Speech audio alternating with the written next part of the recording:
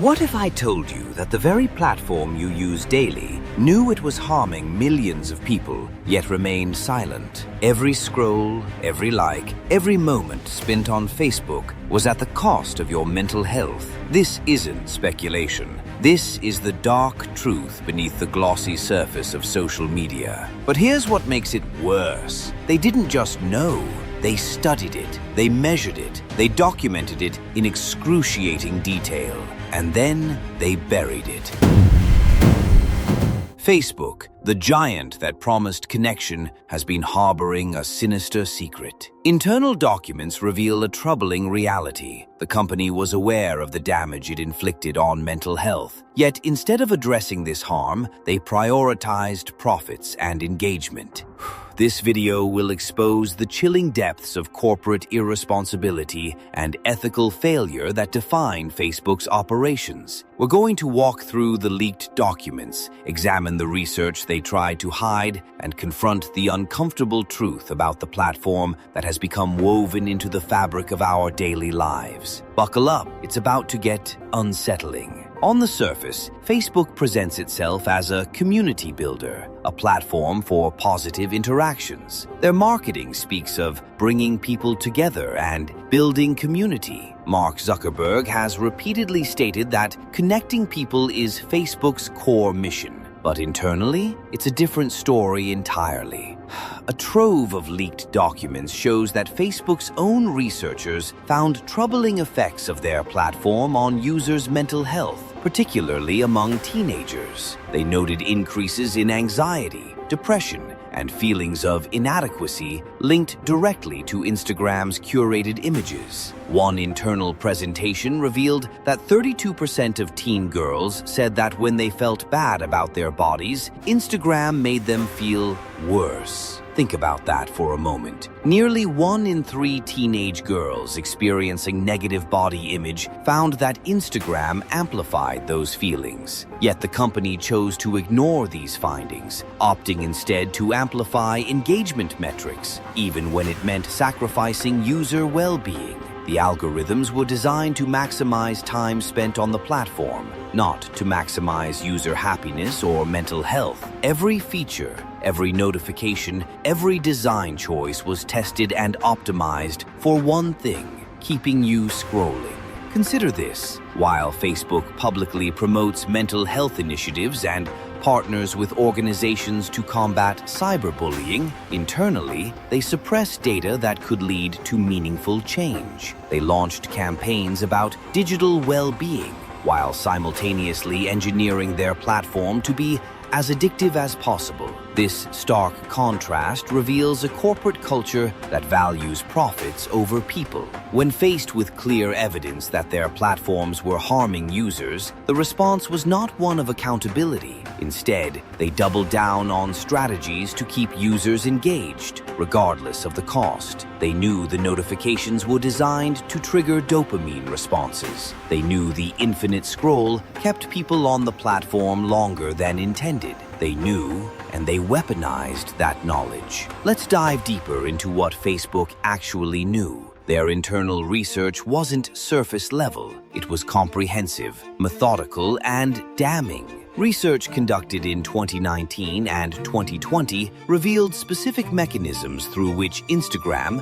Facebook's photo-sharing platform, was causing harm. The compare and despair effect was well documented in their studies. Users, especially young women, would see carefully curated images of peers, celebrities, and influencers and feel inadequate by comparison. The research showed direct correlations between time spent on Instagram and increased rates of anxiety and depression. But it wasn't just about body image. Facebook's research also revealed that their platforms were creating what researchers called FOMO, fear of missing out. Users would see others attending parties, going on vacations, achieving milestones. This constant social comparison created a cycle of negative emotions that kept users returning to the platform, seeking validation through likes and comments. Even more disturbing, Facebook knew that for a subset of users, particularly those already struggling with mental health issues, their platform could push vulnerable individuals towards self-harm. Internal documents showed discussions about how their algorithms sometimes promoted content related to eating disorders, self-harm, and even suicide to users who had shown interest in related topics. Rather than building protective measures, the company focused on how to keep these users engaged. Facebook also understood the addictive nature of their platform. Internal presentations used gambling terminology to describe user behavior. They tracked streaks of daily usage. They measured how quickly users returned after leaving the app. They, A/B, tested notification strategies to find the most effective ways to pull users back in.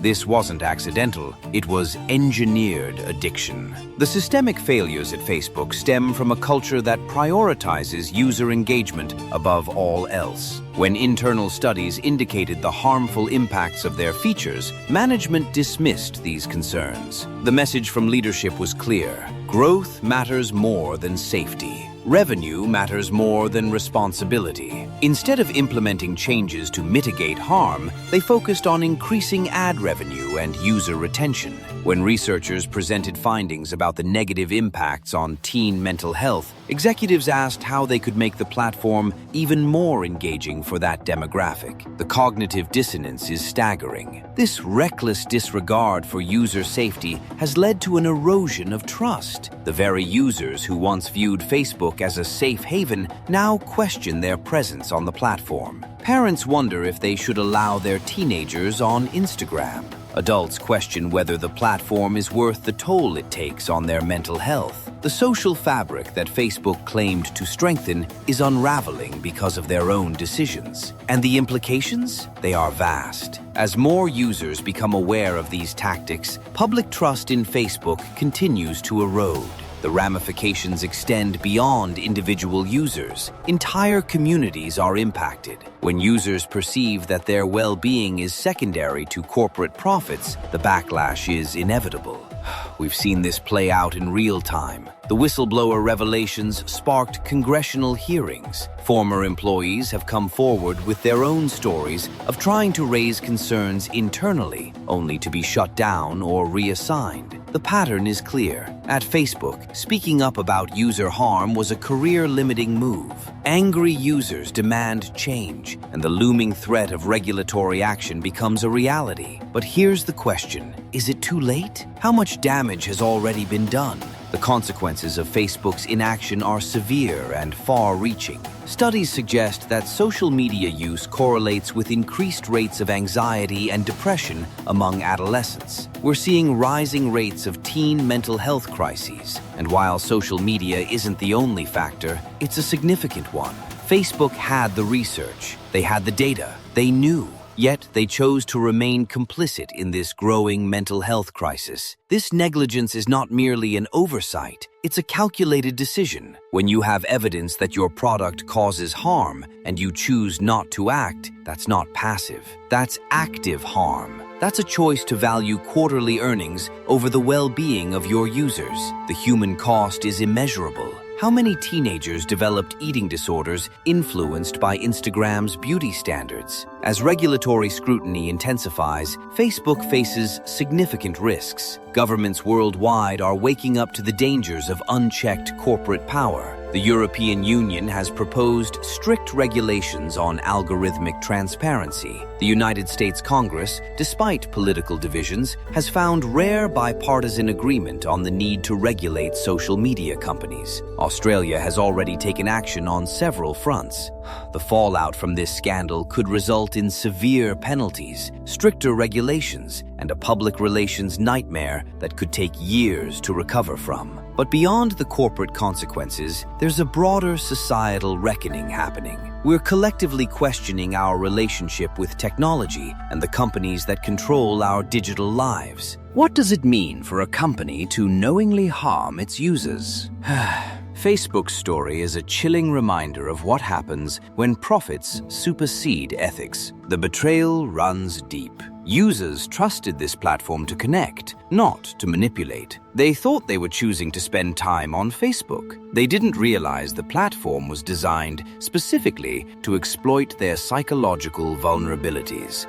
When they learned the truth, it felt like a gut punch. It's one thing to suspect you're being manipulated. It's another to see the internal documents proving it. To read presentations where your attention is described as inventory to be harvested. To see research quantifying exactly how harmful the platform is, sitting alongside quarterly revenue reports celebrating record profits. Now we must confront the uncomfortable reality. How much longer will we allow corporations to operate with such impunity? How many more studies will reveal damaging truths before we, the users, demand accountability? The moral implications are staggering. This isn't just about Facebook. It's about a broader tech industry that has operated largely unchecked, moving fast and breaking things, including people. It's about a business model built on surveillance capitalism, where our attention is the product and our data is the currency.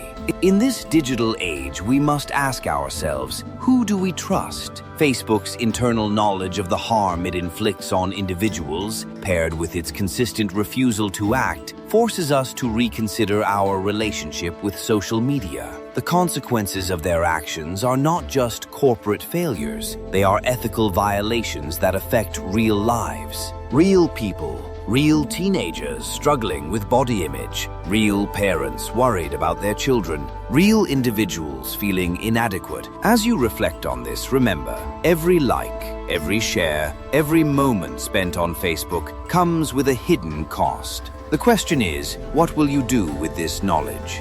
Will you continue scrolling, knowing what you now know? Will you reconsider how much of your life you share? Will you think twice before letting your children create accounts? Will you join the growing movement demanding regulation and accountability? The time for complacency is over.